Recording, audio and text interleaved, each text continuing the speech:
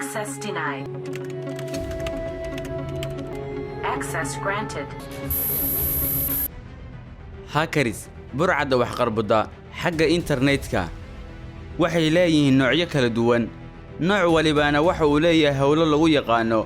muuqaalkana waxa aan kugu soo gudbinayaa xaqiiqooyin aadan ka ogeyn burcaddaas. magacaygu waa Cabdiraxmaan Saciid, halkanina waa kanaalka Ilayska Dunida. haddaba ku soo dhawaada muuqaalkeena maanta. hackingku waa u dhicid system computer iyadoo loo dhaafay wax walba oo ilaaliya.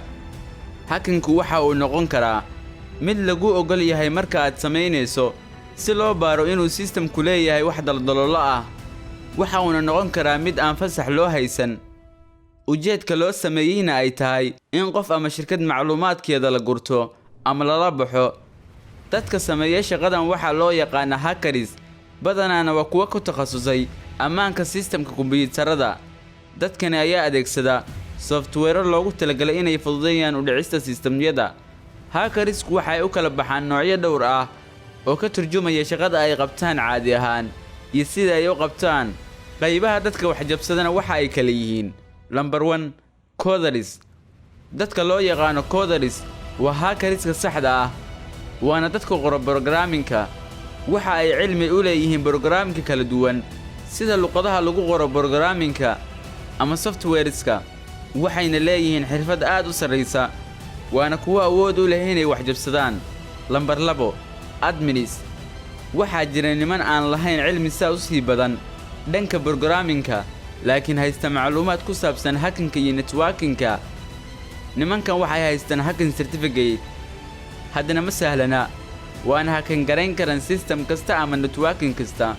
Number 3, white hat hackers. dadka loo yaqaan koofiyadda cad waa ethical hackers oo wata shahaadada CEH certificate. ethical hackers waxay jabshaan systemyada si sharci ah oo loo ogol yahay si ay u tusaan shirkadaha meelaha daldaloolada ah ee laga soo gali karo. saasna waxa ay ku helayaan lacag, waxayna ka difaacayaan hackerska kale. Number 4, black hat hackers.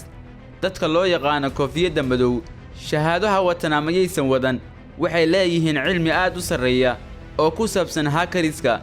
waxay isticmaalaan xirfadahooda kala duwan, waxayna jabsadaan systemyada kala duwan iyo networkska. ha u jabsadaan ciyaar ama inay ka sameeyaan lacag sharci darro ah. sidoo kale dhibaato ayay gaarsiiyaan systemka. qaybta ugu dambaysa waa great hat hackers. dadkan waxay u dhaxayaan labadii ugu dambeeyay ee aan ka soo hadalnay, black hat hackers and white hat hackers. waxayna leeyihiin samaan iyo xumaanba, waxayna qabtaan labadooda shaqo. sidoo kale waxayna wax ka weeraraan dhanka internetka. dadkanna waxay haystaan shahaadada loo yaqaano CEH. haddaba daawade, sidee ayaad uga hortagi kartaan dadkan wax qarbuda? waxa aan kuu sheegayaa dhowr tallaabo oo kaa saacidaya inaad ka digtoonaatid. haddaba raac tallaabooyinkan. mar walba waa inaad backup samaysataa oo xogtaada meel aad ku kaydsataa si aadan u weyn haddii ay dhacdo in lagaa jabsado kombiyuutarkaaga ama telefoonkaaga. ab walba oo aadan u baahnayn waa inaad iska tirtirtaa moobeelkaaga ama kombiyuutarkaaga.